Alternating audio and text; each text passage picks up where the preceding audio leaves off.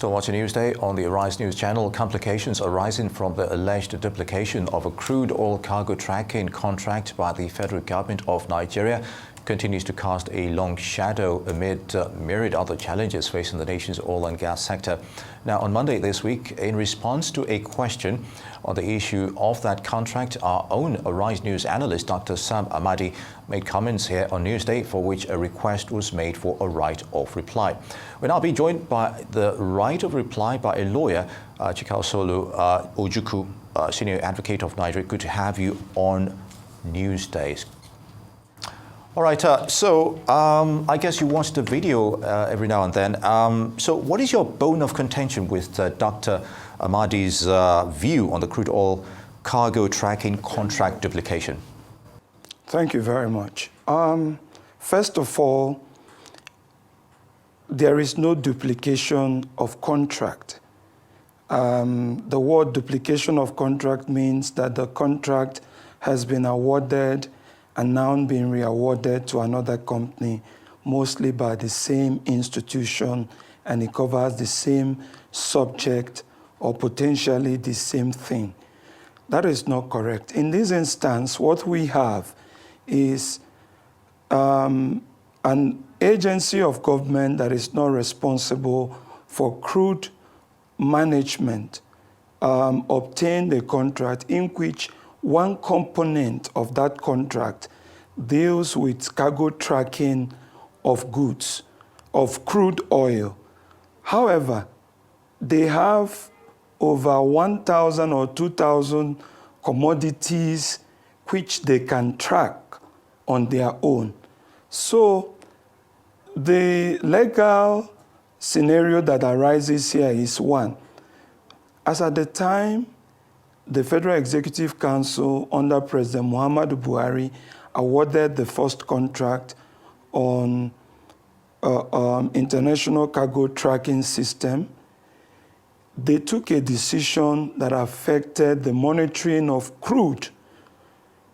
And under the PIA, that is the Petroleum Industry Act, particularly Section 25(1) of that act, provides that any decision by any ministry, any agency, any department that is related to crude oil or upstream operation, which includes crude oil sales, crude oil shipment, even the production of crude oil from oil well, that such decision must be first communicated to the Nigerian Upstream Regulatory Commission, and then the Nigerian Upstream Commission under subsection 2 of that section 25 will now issue a determination to that ministry, parastatal agency on its position.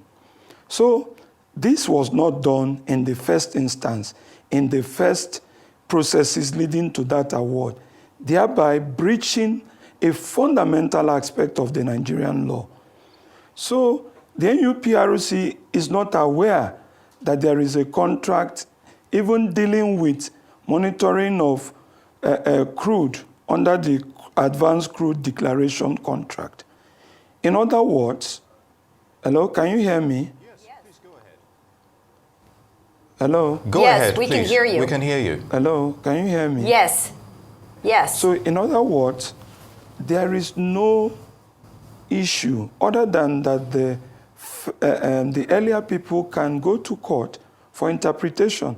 And one of the principles of arbitration is that you cannot arbitrate illegality.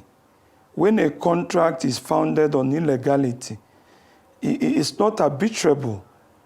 So the Commission has done the right thing, and as at now, what was actually done is a pre-field development studies to allow studies to go on as to the viability or otherwise of that project. And thereafter, the project will come. It will be licensed and it will come. And what is the essence of this project? Every day, Nigeria is complaining of crude oil theft, crude oil under declaration. But with this, the Commission will be able to track crude oil production right from the well production to when it's entered at the terminal, right from the terminal lifting till the cargo gets to the intended destination. And that is not all. Under Nigerian law, a person who is buying crude, when he is paying for that crude, that dollar, that foreign currency, must return to the country where that crude came from. And that is how Nigeria makes its foreign, its foreign earnings. So you cannot domicile such a crucial thing in a department or a parastatal that does not oversee crude oil production, crude oil loading, and crude oil export. So that's essentially that. And legally speaking, a contract that is based on an illegality has no foundation. So first of all, Dr. Mahdi might not have adverted himself to the provisions of the Petroleum Industry Act and also vis-a-vis the Nigerian Shippers Council Act that established the Nigerian Shippers Council. That was Chikaosolu Ojukwu. Are you there? Reflecting on the alleged duplication of crude oil tracking contract. And of course, he was reacting to Dr. Ahmadi's submission earlier on that topic. Unfortunately, we're having some audio issues, and hopefully we'll get him back in our subsequent bulletins. You're still watching Newsday. We'll be right back. Stay tuned.